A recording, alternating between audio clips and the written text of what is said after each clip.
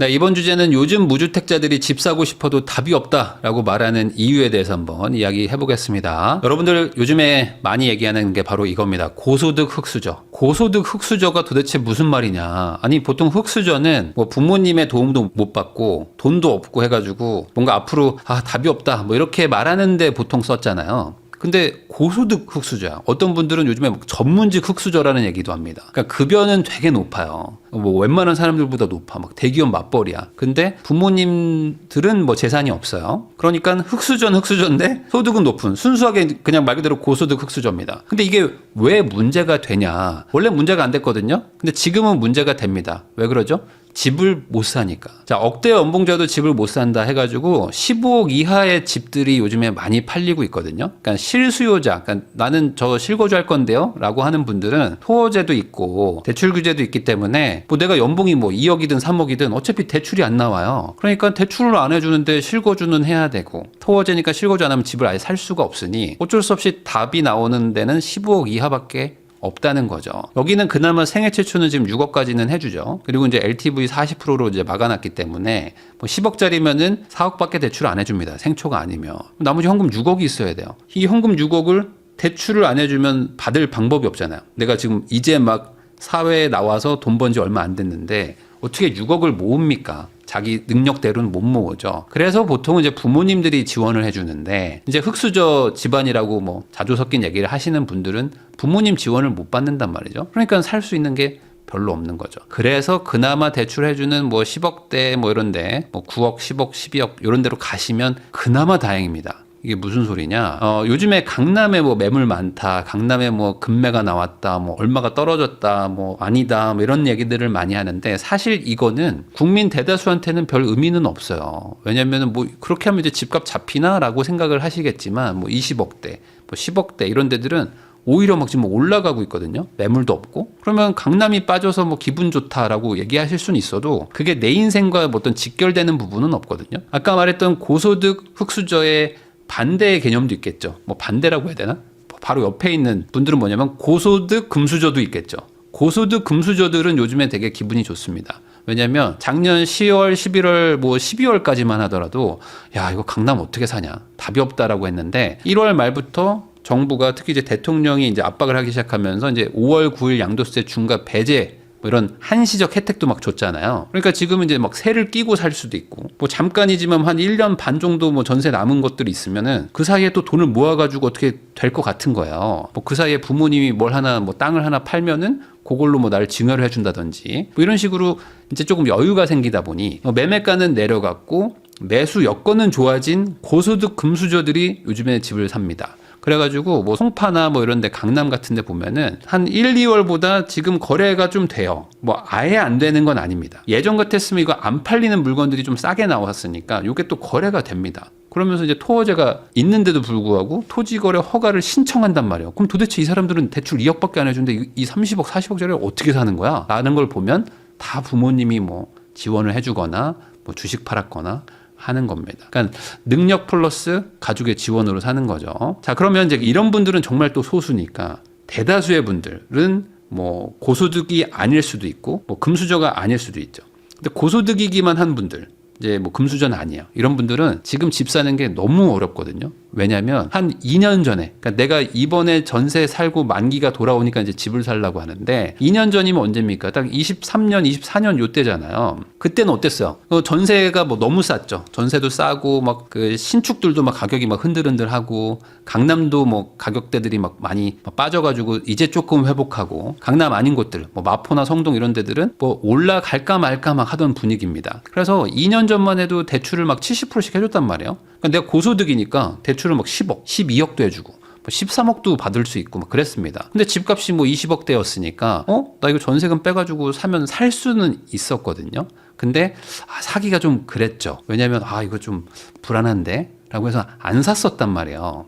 근데 지금은 마포 성동은커녕 뭐 정말 이제 서울 외곽지나 뭐 경기도로 나가야 되는 거예요. 대출을 안 해주니까. 예전에는 내가 뭐 지금 기준으로 한 30억짜리 아파트도 살 수 있었는데 순식간에 대출 규제랑 이런 것들이 엮이면서 지금 기준으로 15억짜리 사는 것도 허덕허덕 한단 말이죠. 그러면 여기서 그래 어쩔 수 없다. 시대가 변했으니 나도 그냥 내 눈높이를 낮춰야겠다. 사람들이 있을까요? 여러분들 가능할까요? 이거는 거의 불가능하거든요. 연봉이 한 2억 3억대를 버는데 서울 외곽지나 뭐 경기도의 뭐 소도시로 나가라? 이거 쉽지가 않습니다. 대부분 안 가요. 이거 깨지는 분들 제가 봤을 때 열에 한 명도 어렵습니다. 대부분 어떤 식으로 가냐면요.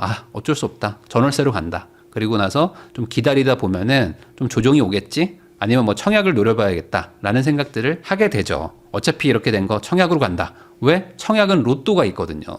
근데 그것도 지금 꿈이 깨질 수 있을 것 같습니다. 아주 이제 규제 지역들만 할 수도 있는데, 강남 용산 청약할 때는 이제 주택 채권을 의무 매입을 추진하는 지금 법 개정안이 국회의원이 발의를 했습니다. 이게 이제 여당 의원이 발의를 했는데, 이게 뭐냐면 말 그대로 그 로또 청약분 있죠. 시세보다 너무 싸게 분양을 하는 게 지금 분양가 상한제잖아요. 그 나머지 부분을 채권을 사서 한마디로 이제 정부한테 돈을 줘라 라는 겁니다. 국민주택 채권 매입을 하는 걸로 사실상 그 로또를 이제 국가가 가져간다는 겁니다. 그러니까 이게 청약을 노리는 분들 입장에서는 지금 완전 날벼락이 난 거죠. 왜냐면 이제 반포 같은 데들은요, 주변 시세가 50억이에요. 근데 분양가 상한제에다가 막 이런 거 막 덕지덕지 붙어가지고 분양 시세를 막 25억. 뭐 27억 뭐 이렇게 분양을 합니다. 그러니까 저거 당첨만 되면요, 이제는 진짜 로또보다 더 많이 돈을 벌어요. 요즘에 로또 하나 당첨되면 한 15억, 13억, 뭐 16억, 17억 뭐 이렇습니다. 그 당첨 1등 당첨 금액 그 정도 되거든요. 근데 그거는 또 세금도 떼야 돼. 근데 여기는 뭐예요? 이거는 무주택자가 당첨되는 거잖아요. 그러니까 당장 세금 낼 것도 없어. 그러니까 이게 50억짜리를 25억에 파는 국가적 로또를 하고 있는 와중에 안전마진이 25억입니다. 그러니까 어떻게 됩니까? 강남권은요, 만점짜리가 나오고요. 뭐 같이 안 사는 부모님도 막 위장 전입시키고 막 다 하는 거야, 지금. 어떻게든 이걸 하는 겁니다. 되기만 하면 돈을 엄청 버니까.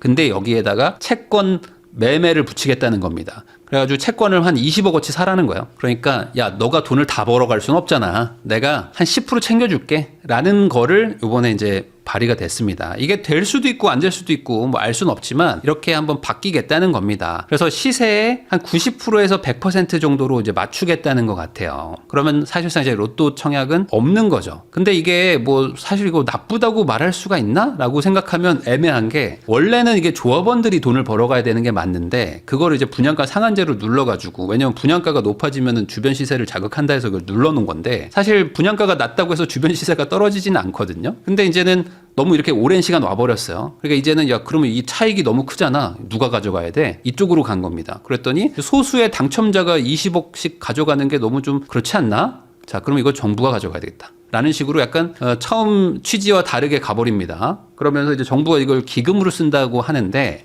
이렇게 하는 이유가 있어요. 왜 그러냐면 이거에 주택도시기금으로 쓴다는 겁니다. 그럼 이 주택도시기금의 역할이 뭐냐면요, 우리나라는 이제 선분양 제도가 있죠. 그럼 선분양을 하면은 그 선분양을 한 거가 준공한다는 걸 보장을 누가 해줘야 되잖아요. 보증. 그래서 이 보증을 하는데도 돈을 쓰고요. 임대주택을 짓는데도 이 저리 자금을 좀 빌려줘야 됩니다. 이런 거에 이제 기금을 쓰죠. 디딤돌 대출, 뭐 보금자리 이런 것들 우리가 정책 자금으로 많이들 빌리시는데 그거 누가 빌려줍니까? 이 기금으로 빌려주는 거고요.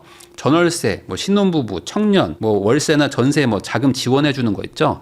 이런 것들도 다 주택도시 기금으로 하는 겁니다. 그리고 우리 제일 많이 하는 건 뭐야? 이 임대 보증금 있죠. 보증보험 같은 거. 뭐 이런 것들 누가 그러면 이거 책임집니까? 아니, 주인이 안 돌려주면 국가가 돌려주는 거잖아요. 그러면 국가가 무슨 돈이 있어야지 돌려줄 거잖아요. 그게 바로 주택도시 기금입니다. 그래서 이게 없으면요, 뭐 임대 정책이나 복지 정책 같은 것들이 안 돼요. 그러니까 정부도 이 기금이 필요한 거죠. 그럼 이 기금이 많으냐? 없습니다. 지금 이게 정말 탈탈 털렸어요. 옛날에 잘 될 때는 뭐 한 40조, 50조도 이제 운영을 하다가 지금 이제 10조까지 내려왔습니다. 기금이 75%가 날아간 거예요. 그러면 아예 없다고 봐야 되겠죠. 이제 이 창고에 쌀이 없어요. 쌀은 없는데 밥 달라는 사람들은 너무 많은 거예요. 그럼 이거 어떡하냐. 기금을 다시 늘릴 수밖에 없겠죠. 이 기금이 줄어든 이유는 뭐 여러 가지가 있지만 그중에 이제 가장 큰 거는 이제 전세 보증 보험이 하도 이제 너무 많이 보편화가 됐다가 금리가 급등하기 시작하면서 시장이 충격을 받고, 그러면서 이제 매매가가 전세가보다 내려가는 역전세 시장이 펼쳐지면서 대규모로 거의 전국적으로 이제 전세 사기, 뭐 전세 사고 막 터집니다. 그러면서 정부가 아니 내가 전세금 돌려줄 테니까 걱정하지 마 라고 해서 보증보험 들고 한 30만 원, 뭐 40만 원 정도 보험료 받고 막 돈을 빌려줬는데 그 돈이 사고가 터지니까 이제 돈 돌려주세요 라고 한 거죠. 그러면서 그게 한 3년 동안 한 9조가 날아갑니다. 그러니까 돈이 다 날아가는 거야. 거기다가 뭐 보금자리 론이니 뭐 신생아 대출이니 이런 것들도 계속 기금이 빠져나가는 거죠. 자, 그래가지고 정부도 답이 없어가지고 작년 말에 어떤 걸 했냐면은 디딤돌 대출 있죠. 이 디딤돌 대출이 원래 이 기금을 가지고 운영을 하는 겁니다. 근데 디딤돌 대출은 이거 우리가 못하겠다. 야, 은행들 너네들 돈 많이 버니까 니네가 해라 라고 해서 이 디딤돌 대출을 넘겨버렸어요. 이거가 또 어찌 보면 좀 재밌는 부분인데, 은행들이 돈을 잘 벌잖아요. 은행들 뭐 횡재세 뭐 이런 얘기 나오잖아요. 그러다 보니까 야, 디딤돌은 그냥 니네가 해가지고 원래는 주택도시기금이었는데 이게 뭐 은행자금으로 바뀌었다고 합니다. 그렇게 되면 이제 은행들은 어차피 이거 저리로 빌려줘야 되는 복지 개념인데 뭐 은행들이 이제 이걸 떠안게 된 거죠. 근데 뭐 어떻게 해야죠. 지금 이렇게 하고 있는데 그 이유도 본질에는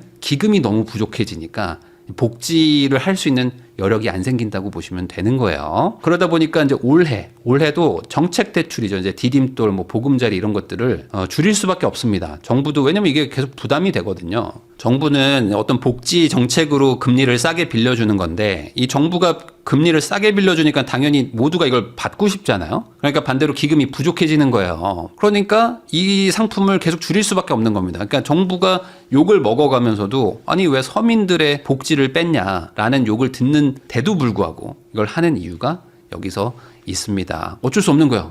이거 기금이 없는데 어떡합니까? 자, 그래서 이게 개편안이 발의가 됐습니다. 그러면은 진짜 이게 되면요, 거의 조 단위로 돈이 들어오는 것 같더라고요. 한 현장에서 뭐 2천억, 3천억, 4천억, 5천억씩만 나옵니다. 그러면 이 기금이 꽤 유용하겠죠. 지금 가뜩이나 이제 창고가 탈탈 비었는데 쌀이 막 들어오는 거야. 누가 하나 분양할 때마다 이제 곳간에 이제 쌀이 들어오기 시작합니다. 그래서 정부는 이걸 하고 싶을 것 같아요. 왜냐면 이걸 해야 또 임대 아파트도 짓고 뭘 하잖아요. 이 청약을 노리는 분들 입장에서는 이거는 뭐야, 이게 내가 지금 기다린 게 몇십 년인데 내 앞에서 여기서 표를 끊어? 이건 말도 안 돼 라고 하면서 반발이 또 심할 것 같은데 어떻게 할지. 근데 하고 싶어지지 않을까라는 생각이 들긴 합니다. 자, 근데 어쨌든 이제 이런 상황으로 만약에 간다 그러면 청약은 정말 답이 없는 거죠. 왜냐면 시세대로 사는 건데, 물론 뭐 새 아파트를 산다고 생각하면 뭐 나쁘진 않지만 그래도 뭐 기다렸다는 의미가 별로 없어지는 거죠. 그래서 일반 매매를 해야 되겠다라고 마음을 바꿨다고 칩시다. 그러면은 뭐 살 수 있나요? 못 사죠. 왜냐면 가계대출이 요즘에 계속 쪼인단 말이에요. 지금 표면적으로 대출 규제를 하는 것도 있지만 은행 내부적으로 규제를 좀 타이트하게 쪼여가지고 대출이 잘 안 나가게 하거나 아니면 금리를 좀 높여가지고 나갈 수밖에 없는 구조로 보이지 않는 규제들, 통제도 좀 하는 부분이 있습니다. 이 가계대출을 줄여야 된다, 뭐 이런 얘기들 계속 나오잖아요. 그러다 보니까 DSR 40%에 막 계속 막혀요. 이 뭐 스트레스 DSR도 막 추가로 적용하고 막 하니까 대출 한도가 막 낮아집니다. 그래서 어떻게 되냐? 은행들도 보면은 1금융권에서는 돈이 막 나가고요, 빠져나가고 2금융권에서는 오히려 대출을 더 늘리고 있습니다. 그 말은 뭐다? 2금융권이 오히려 대출 한도나 이런 것들을 조금 더 여유 있게 봐주다 보니까 지금 집을 사긴 사야 되는데 대출이 안 나오면 살 방법이 없잖아요. 그러니까 2금융권 가가지고 빌리는 거야. 뭐 새마을금고나 뭐 신협 이런 데 가서 빌리는 거죠. 우리은행, 신한은행에서는 안 빌려주니까. 그래가지고 작년도 보면은 규제를 뭐 안 했던 건 아닙니다. 작년에도 규제를 계속 했어요. 그래서 집값이 좀 올라간다 싶으면 규제 나오고, 올라간다 싶으면 규제 나오고, 이런 것들을 이제 반복을 해왔는데, 이게 차트가 이게 0%입니다. 여기가 이제 하나도 안 오르는 보합이고, 이 위쪽은 다 이제 상승률인 거죠. 그러니까 올라갔다가 내려간 거지 하락으로 전환된 건 아니잖아요. 그러니까 계속 작년에도 올랐다고 보시면 됩니다. 그러면 이제 올해도 규제를 계속 한다고 하고, 대출 규제도 더 이제 조인다고 하는데, 결국에 이게 가격이 올라가는 속도를 좀 뭐 늦출 수는 있지만 거꾸로 하락 전환을 못 시킨다면 집을 사는 게 쉬워지지는 않는 거죠. 아니, 그러니까 5천 오를 게 3천 오르고 3천 오를 게 1천 오른다면은 어쨌든 내가 그 이상의 속도로 돈을 더 빨리 모으지 못하면 집을 살 방법이 없는 거죠. 그래서 지금 돈 모으는 속도보다 집값 상승 속도가 빠르다는 걸 많은 분들이 좀 이거는 체감하고 있을 겁니다. 왜냐하면 내가 사고 싶은 집은 투자성이 좀 그래도 있는 집이잖아요. 그러니까 남들도 저거 사려고 돈을 열심히 모으고 있어요. 그러니까 나도 모으고 얘도 모으고 쟤도 모으는, 모두가 지금 저 집을 사려고 돈을 모으는데 그중에 누군가는 조금 더 빨리 갈 거 아닙니까? 뭐 주식에서 돈을 더 불렸든 뭐 연봉이 올랐든 상여금을 받았든 나보다 빠른 친구들은 항상 있거든요. 그 친구들이 그 집을 사버립니다. 그러면은 그 다음 호가가 다시 또 이제 시세가 되는 거예요. 그러니까 이거 내가 잡을 수가 없는 거야. 유일하게 잡을 수 있는 방법은 뭐죠? 눈높이를 확 낮춰야 돼. 내가 1년 전, 2년 전에 살 수 있었던 그 집은 포기한다. 나는 그냥 대출해주는 것만큼 받아가지고 뭐 외곽지나 뭐 소형평수나 가겠다라고 하면 되는데 이게 쉽지가 않다는 거죠. 자, 그러면 안 되겠다. 어쩔 수 없다. 이제는 전월세 살면서 특히 이제 월세 같은 거 살면서 주식으로 한번 돈을 불려봐야 되겠다. 요즘에 주식시장 좋았잖아요. 글로 갔던 분들이 어떻게 됩니까?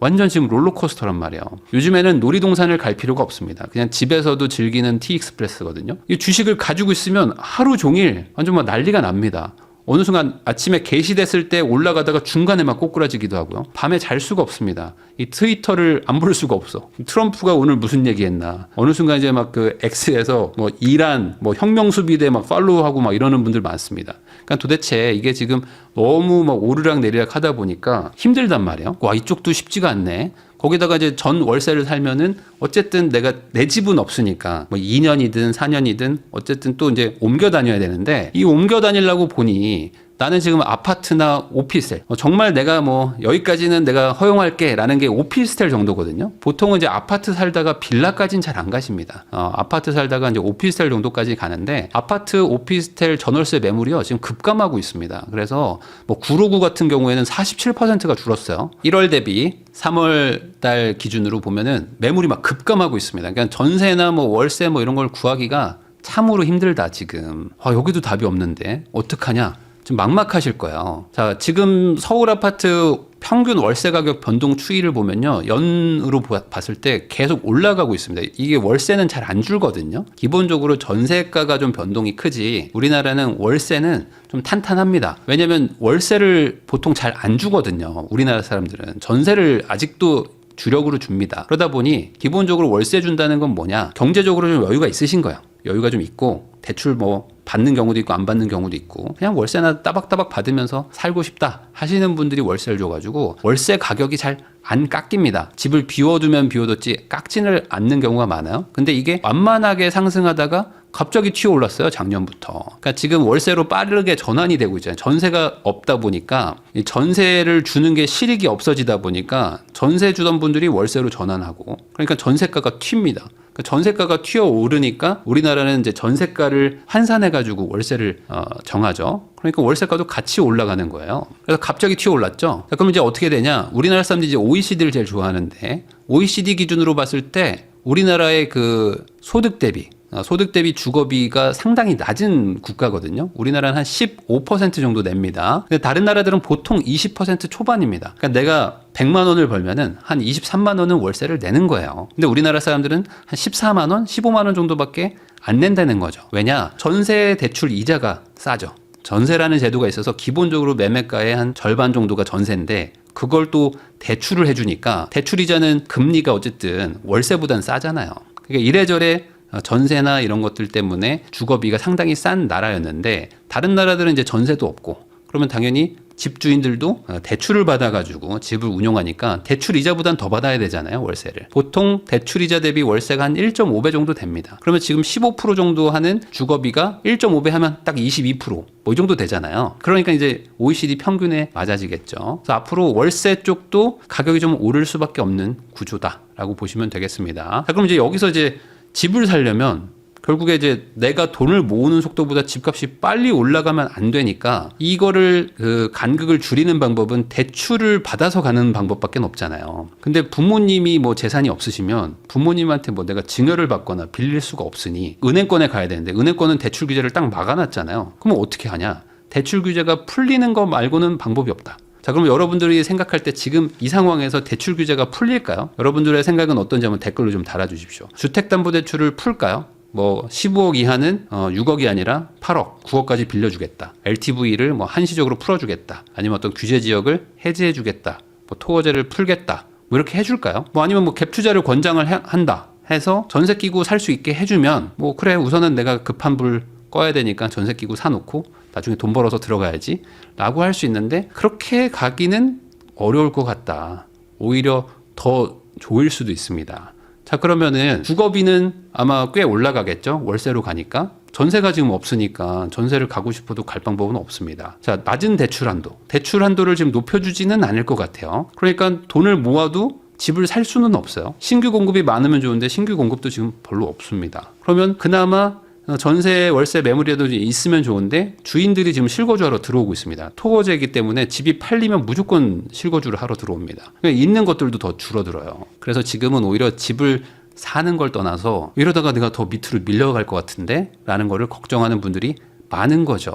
그러다 보니까 소득이 높거나 아니면 돈이 조금 있는 분들은 눈높이를 낮춰서라도 우선 산다 라고 생각해서 지금 어디로 갑니까? 노도강 금강구가 지금 막 올라가는 거예요. 관악구 같은 게 막 올라가는 이유가 물론 당장은 뭐 학군이나 뭐 이런 것들 아니면 언덕이 많아서 좀 불편할 수는 있지만 지하철도 있고 그리고 나름 또 서울에 또 중앙부에 있어가지고 출퇴근도 편하고 그리고 아이가 뭐 애기거나 없으면 신혼부부들 살기는 좋거든요. 그러니까 그런 데들부터 대출 나오는 대로 먼저 가는 겁니다. 그러니까 어찌 보면 이런 분들이 조금 빨리 움직이는 거죠.